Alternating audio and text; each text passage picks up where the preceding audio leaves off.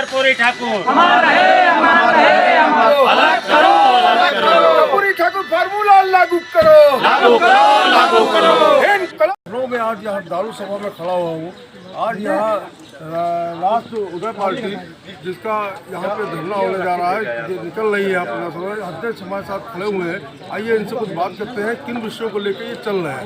अध्यक्ष जी, आप जो यहाँ पे प्रस्थान कर रहे हैं, क्या किन विषयों को लेकर आज यहाँ पे जो धरना चल रहा है? आज भारत रत्न जननायक कर्पूरी ठाकुर जी की पुण्यतिथि है और देश में सबसे पहले अगर सामाजिक न्याय करने वाले कोई पुरोधा थे तो जननायक कर्पूरी ठाकुर जी थे।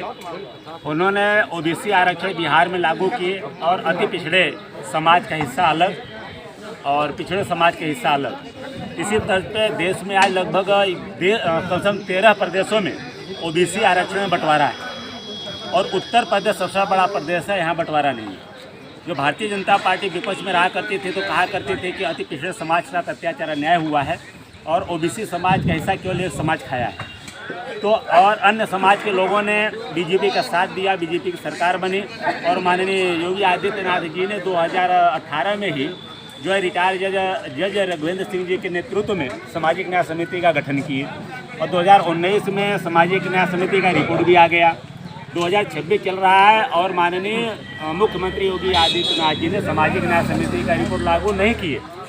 इसी मांग लेकर के हम सभी लोगों ने आज Rashtra Uday party, All India People's Front और भारतीय मानव समाज पार्टी के राष्ट्रीय भाई चौटामदनी भी हम लोगों ने मिल करके आज ज्ञापन दिया है और ये मांग किया है कि त्रिस्तरीय चुनाव से पहले ओबीसी आरक्षण में उपवर्गीकरण कर अति पिछड़े समाज का सीट अलग किया जाए और इस सीट पे अति पिछड़े समाज को लड़ाया जाए जिससे कि इनको राजनीतिक भागीदारी मिल सके और इनके बेटा जो है कि बीडीसी, ग्राम प्रधान और जिला पंचायत सदस्य, ब्लॉक प्रमुख, चेयरमैन बने। और अति पिछड़े समाज के साथ पूरे अत्याचार अन्याय पूरे देश में हो रहा है, कोई इनका सुध नहीं ले रहा है।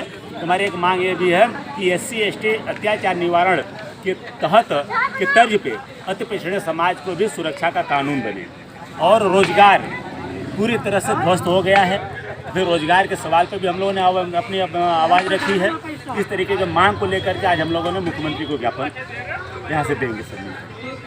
अभी आपने ज्ञापन दिया नहीं है, क्या किसी और भी आपकी कोई रणनीति है? इसके बाद ज्ञापन देने के बाद आपको कोई और? हमारी अगर मांग जल्द से अगर नहीं सुनी गई तो फिर मार्च महीने में 10-11 मार्च को हम सब जो है कि हमारा एक मोर्चा है रोजगार सामाजिक अधिकार के तत्वावधान में सारे दल मिल करके लखनऊ में हम फिर जोरदार धरना प्रदर्शन आंदोलन करेंगे और सब सर की जिम्मेदारी जो है कि गवर्नमेंट की होगी, क्योंकि गवर्नमेंट बहुत लंबा समय से अति पिछड़े समाज को गुमराह कर रखी है। वैसे मसले बहुत है, यूजीसी का ही मसला है, अभी केंद्र का मसला है जो ट्रम्प से डील किया गया है जिससे कि किसान भी प्रभावित होगा, व्यापारी भी प्रभावित होगा और पशुपालन समाज भी प्रभावित होगा।